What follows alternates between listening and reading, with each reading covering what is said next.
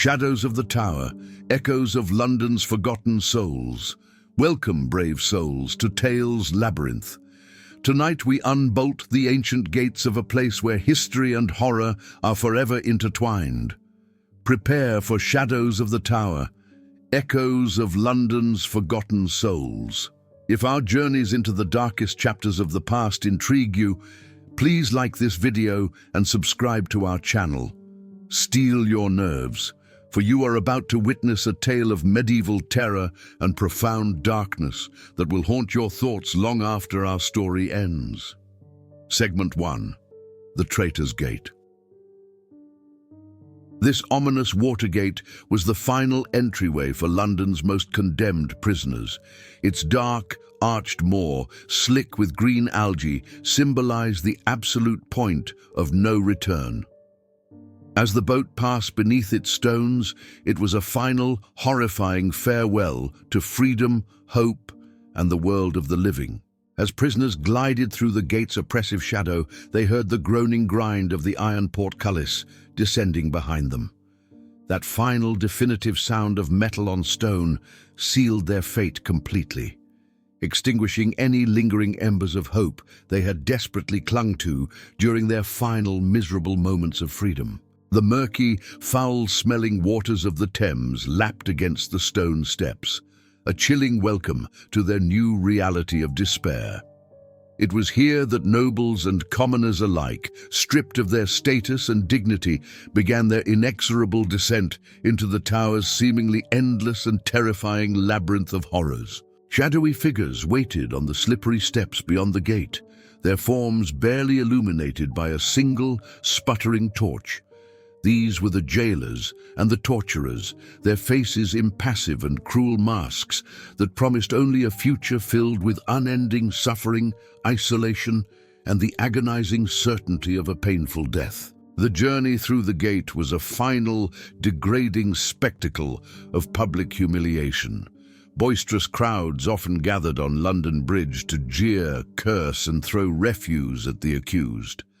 They watched with morbid fascination as each prisoner disappeared into the consuming darkness of the fortress, lost to the world forever. Once inside, the overwhelming stench of damp stone, rot, and human despair was suffocating.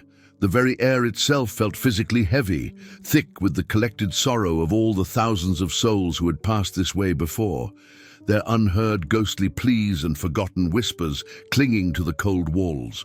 For so many, the final glimpse of the sky through the arch of Traitor's Gate was their very last. This single moment marked the true beginning of their imprisonment, a new life now defined entirely by suffocating isolation, constant fear, and the ever-present dreadful threat of unimaginable pain. Segment 2. Whispers in the White Tower.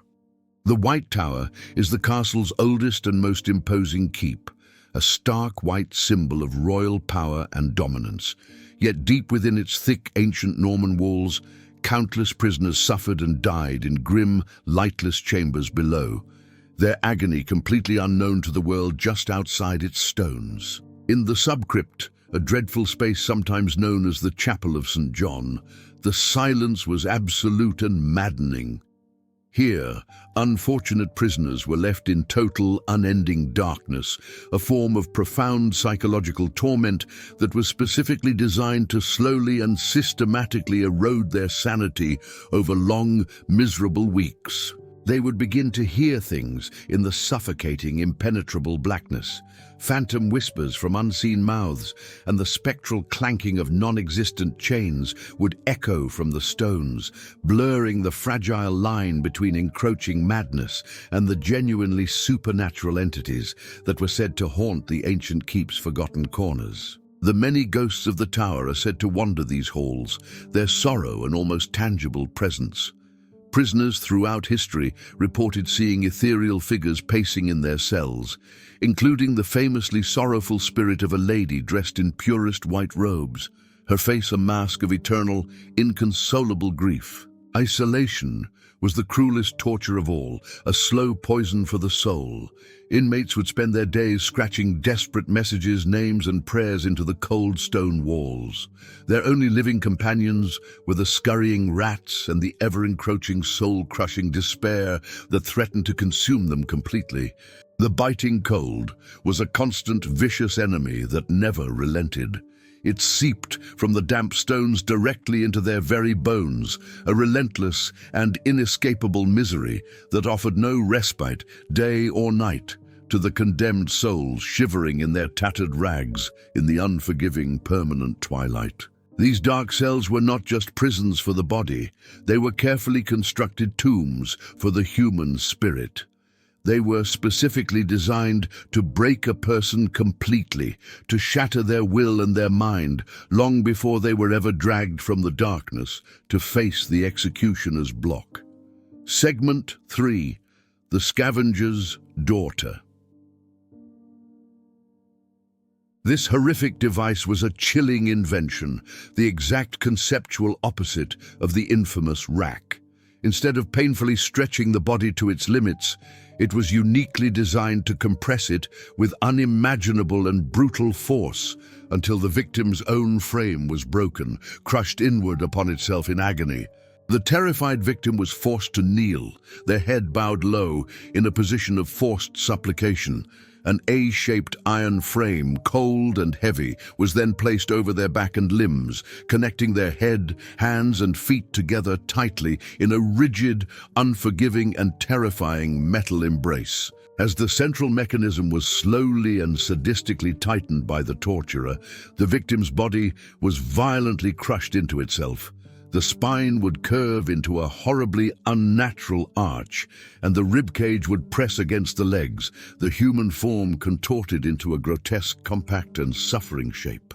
The resulting pressure was excruciating, a slow, deep, crushing agony that grew with every turn of the screw. Blood would often pour from the nose, mouth, and ears as the body's internal structures were violently, unforgivingly compressed together, creating a pressure that the human body was never meant to withstand. Limbs would be painfully dislocated from their sockets, and ribs would fracture under the immense strain, creating a symphony of sickening pops and cracks audible in the silent torture chamber. The device inflicted massive internal damage, leaving the victim a broken shell of their former self, forever crippled. Confessions were often screamed out in sheer, incoherent agony as the pressure mounted.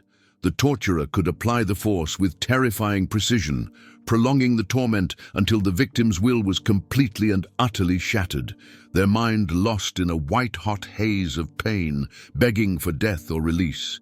This cruel instrument was a true masterpiece of calculated medieval cruelty.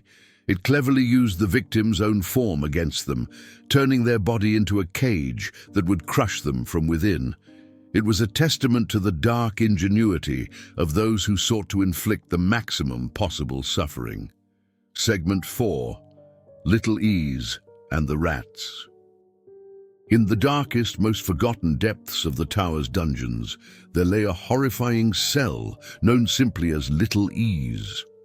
It was a space so unnaturally small that a prisoner could neither stand up straight nor lie down fully, forcing them into a state of perpetual agonizing confinement. Forced into a permanent cramped crouch, the victim's muscles would scream in constant, unrelenting agony.